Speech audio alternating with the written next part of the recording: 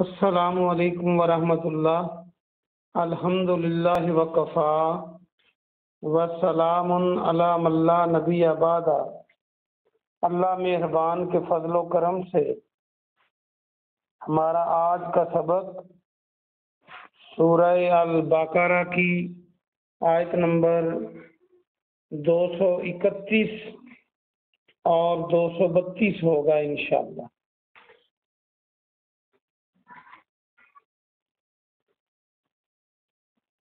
اعوذ باللہ من الشیطان الرجیم، بسم اللہ الرحمن الرحیم۔ آیت نمبر 231۔ وَإِذَا طَلَّقْتُمُ النِّسَاءَ، وَإِذَا اور جب، تم طلاق دے دو،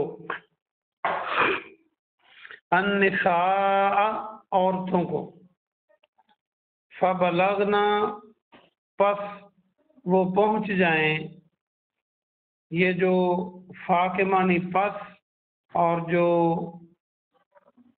نون ہے آخر پہ، یہ جمع مؤنث کی علامت ہے، اور روٹ ورڈ ہے با لام غین۔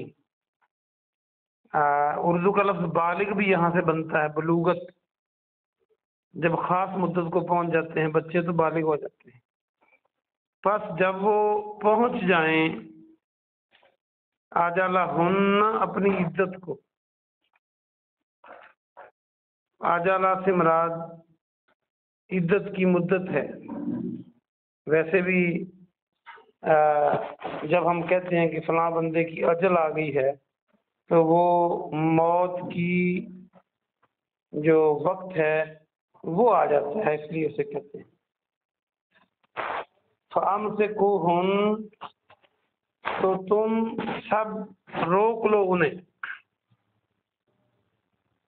کل بھی پڑھا تھا، بمعروف اچھے طریقے سے، او سرحوہن یا تم رخصت کر دو ان کو، بمعروف اچھے طریقے سے،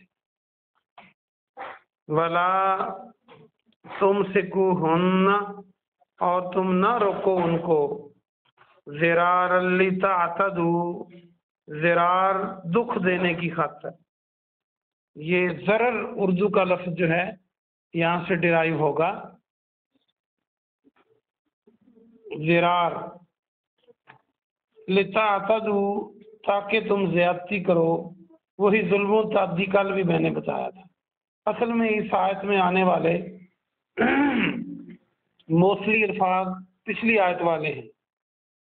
وَمَن يَفْعَلْ اور جو کوئی ایسا کرے گا، ذَلِكَ ایسا یہ، فَقَدْ ظَلَمَ نَفْسَهُ تحقیق وہ اس نے ظلم کیا، فقد تو تحقیق، ظلم اس نے ظلم کیا، نفسہ اپنے آپ پر، ولا اور مت، تتخذوا تم سب بناؤ، آیات اللہ اللہ کی آیتوں کو، ہزوا ہنسی مذاق۔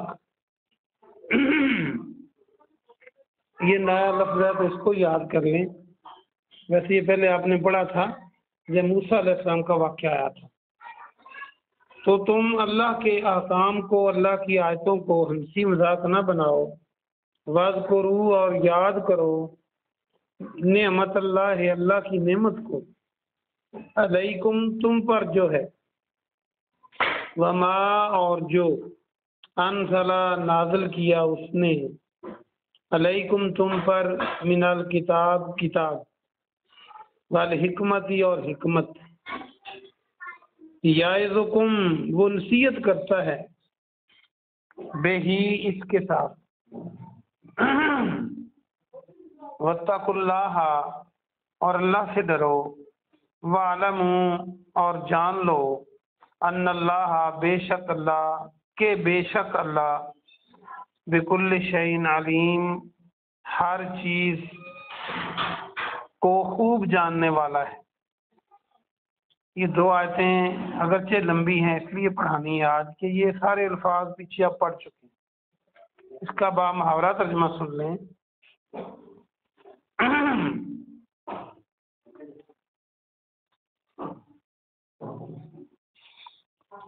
اور جب تم عورتوں کو طلاق دے دو پھر وہ اپنی عدت کو پہنچ جائیں تو تم ان کو روک لو اچھے طریقے سے یا اچھے طریقے سے رخصت کر دو.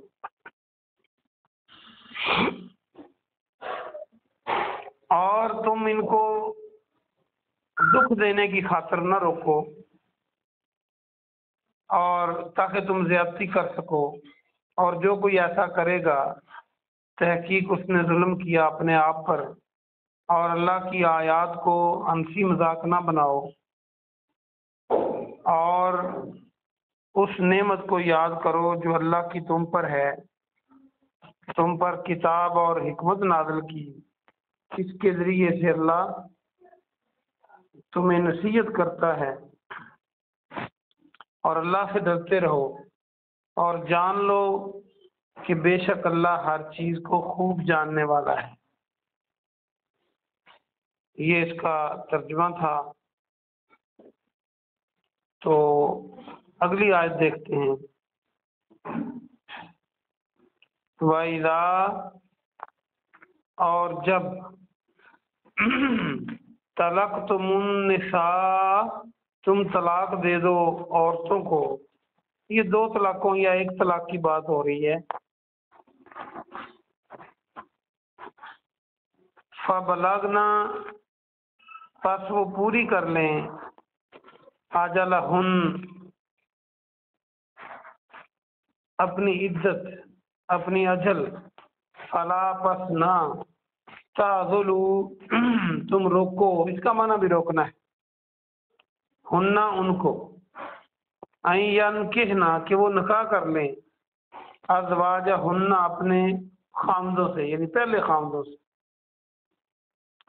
اذا، جب، تراضوا، جب کہ وہ راضی ہوں. تراضوا کو دیکھیے تو راضی، را، رے، الف، زواد اور چھوٹی یہ لگائیں تو راضی بن جائے.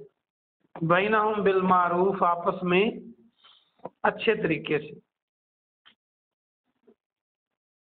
ذالکا، اس بات کی، یوعظ، نصیحت کی جاتی ہے، بے ہی، اس کو، من کانا، جو کوئی، منکم، تم میں سے، یومن باللہ، اللہ پر ایمان لائے، والیوم الاخر، اور آخرت کے دن پر. ذالکا، ذالکم، یہ تمہارے لیے، ازکا، زیادہ پاکیزہ ہے. پاکیزہ یہاں سے بنے گا لکم، تمہارے لیے، واطہر، اور زیادہ ستھرا ہے، زیادہ پاک ہے. واللہ، اور اللہ، یعلم، جانتا ہے، وانتم لا تعلمون، اور تم نہیں جانتے. یہ اگلی آیت تھی 232. اس کا با محاورہ ترجمہ سنیں. اور جب تم عورتوں کو طلاق دے دو اور وہ اپنی مدت کو پورا کر لیں تو ان کو نہ روکو کہ وہ اپنے پہلے خامدوں سے نکاح کر لیں جب کہ وہ راضی ہوں آپس میں اچھے طریقے سے. یہ اس بات کی نصیحت کی جاتی ہے اس کو جو تم میں سے اللہ پر اور آخرت کے دن پر ایمان لاتا ہو. یہ اس کو نصیحت ہے. اور اللہ سے ڈرو.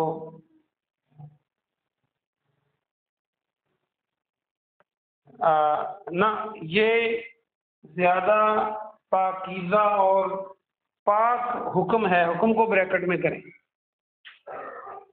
اور اللہ جانتا ہے تم نہیں جانتے. یہ اس کا با محاورہ ترجمہ تھا. آئیے ہم اس کی مختصر تفسیر دیکھتے ہیں. اصل میں یہ دونوں آیات ملتے جلتے الفاظ کے ساتھ ہیں، تو غور سے اس کو سنیں۔ آیت نمبر 231 میں اللہ سبحانہ و تعالی فرما رہا ہے کہ جب تم اپنی عورتوں کو طلاق دے دو اور ان کی عدت پوری ہونے لگے، ابھی عدت پوری نہیں ہوئی،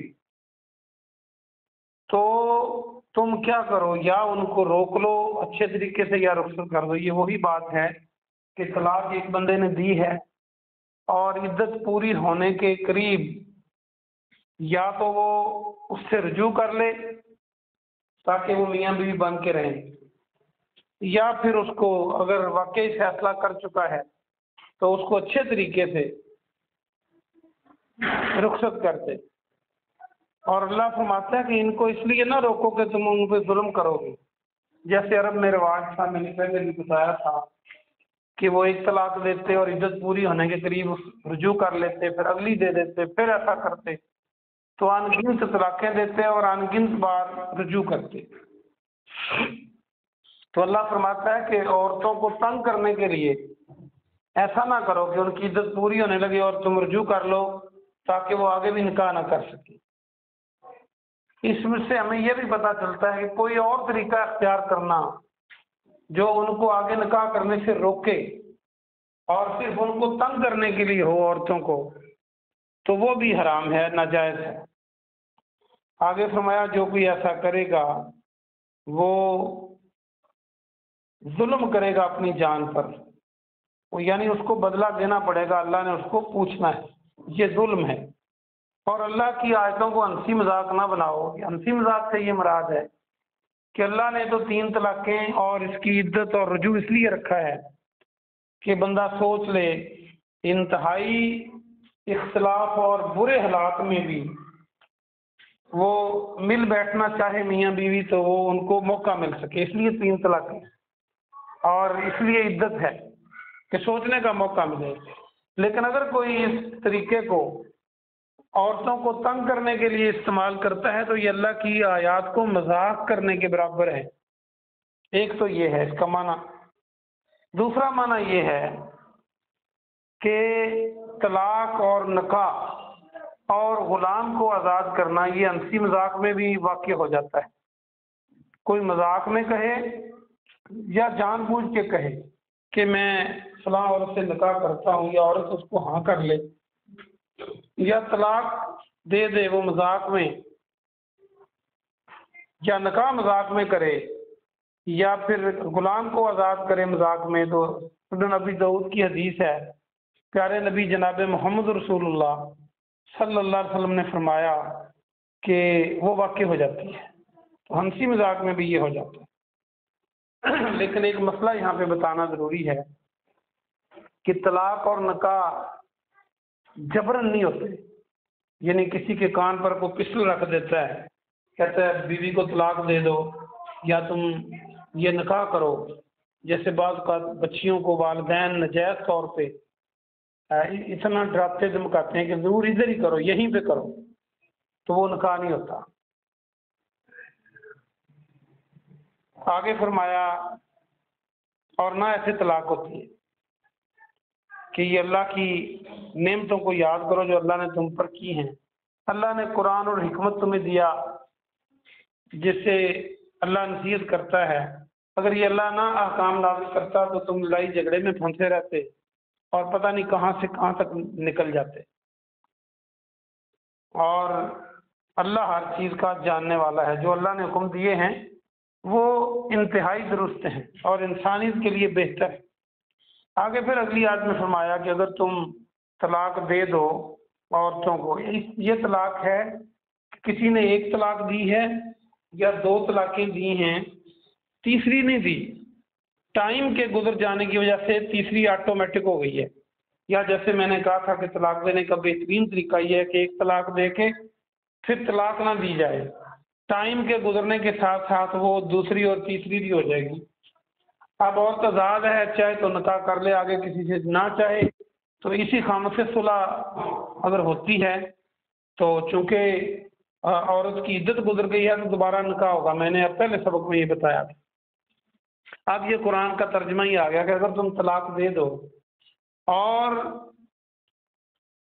وہ عورتیں جو ہیں وہ اپنے اور وہ عدت پوری کر لیں، عدت سے مراد وہی ہے کہ ایک طلاق ہوئی ہے اور پوری عدت کے بعد ان کو وہ آزاد ہو گئی ہیں، آگے اللہ فرماتا ہے تو ان کو نہ روکو کہ وہ اپنے پہلے خامدوں سے نکاح کر لیں۔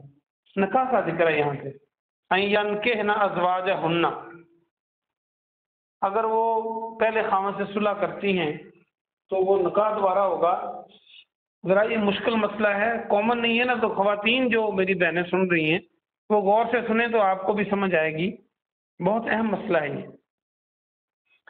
تو اب اگر ایک عورت کو ایک طلاق دی ہے کسی نے اور ٹائم گزرنے کے ساتھ وہ آزاد ہو گئی ہے، چاہے تو وہ آگے نکاح کر لے، چاہے تو اب صلح ہوتی ہے، تو چونکہ عدت گزر چکی ہے، عدت کے اندر تو نکاح کی ضرورت نہیں تھی، وہ رجوع کرتا اور اس کی بیوی بن جاتی، یعنی اسے صلح کر لیتا۔ اب چونکہ عدت گزر گئی ہے، اب ان دونوں کو دوبارہ نکاح کرنا پڑے گا اسی عورت کے ساتھ بغیر کسی علالے کے۔ یہ میں نے کہا تھا اچھا طریقہ ہے سب سے طلاق دینے کا۔ تو اس میں صحیح بخاری میں حدیث ہے کہ نبی پاک صلی اللہ علیہ وسلم کے زمانے میں ایک عورت کے ساتھ ایسے ہوا، جب عدت گزر گئی تو وہ عورت اور وہ پہلا خاوند صلح کرنا چاہتے تھے، تو اس عورت کے بھائی نے رکاوٹ ڈالی کہ یہ اس کے ساتھ میں نہیں کروں گا کیونکہ اس سے میں بڑا ذلیل کیا ہے۔ تو اللہ نے یہ آیت نازل فرمائی کہ تم نہ روکو اگر وہ پہلے خامدوں کے ساتھ نکاح کریں، اگر وہ دونوں راضی ہوں آپس میں۔ یہ اللہ تمہیں نصیحت کرتا ہے اگر تمہارا اللہ اور آخرت کے دن پر ایمان ہے، اور یہ زیادہ ستھرا اور پاکیزہ طریقہ ہے، اور اللہ جانتا ہے تم نہیں جانتے۔ اللہ سبحانہ و تعالیٰ نے یہ نازل فرمایا۔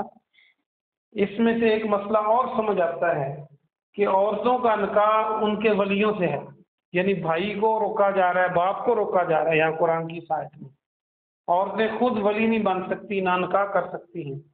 جو والدین کے بغیر نکاح کرتی ہیں، وہ ولی کے بغیر کرتی ہیں، تو وہ نکاح نہیں ہے، وہ زنا ہے۔ اسی طرح اگر ولی جو ہے وہ ناجائز جگہ پہ بیٹی کی کرتا ہے کسی لالچ کی وجہ سے اور بیٹی راضی نہیں ہے، تو پھر بھی یہ نکاح نہیں ہوتا۔ اس لیے دونوں کے حقوق کو اسلام نے رکھا ہے۔ تو یہاں سے پتہ چلتا ہے کہ ولیوں کو کہا جا رہا ہے کہ تم ان کو نہ روکو نکاح کرنے سے۔ اور آخری مسئلہ جو یہاں سے نکلتا ہے وہ یہ ہے کہ اس طرح عورت 3 طلاقیں نہ دی ہوں ہر مینسز کے بعد یا طہر کے بعد، تو 1 طلاق یا 2 طلاق دینے سے جب ٹائم گزر جائے تو عورت بغیر کسی حلالے کے عدت گزرنے کے بعد بھی اپنے پہلے خاوند سے نکاح کر سکتی ہے۔ یہ قرآن کی آیت اس کی دلیل ہے۔ اللہ پاک سے دعا ہے کہ اللہ پاک ہمیں برے حالات سے بچائے، دنیا اور آخرت میں کامیاب فرمائے، اور قرآن اور حدیث کے مطابق اپنی زندگیاں بنانے کی توفیق عطا فرمائے۔ آمین ثم آمین۔ سبحان ربک رب العزۃ عما یصفون والسلام علی المرسلین والحمد للہ رب العالمین۔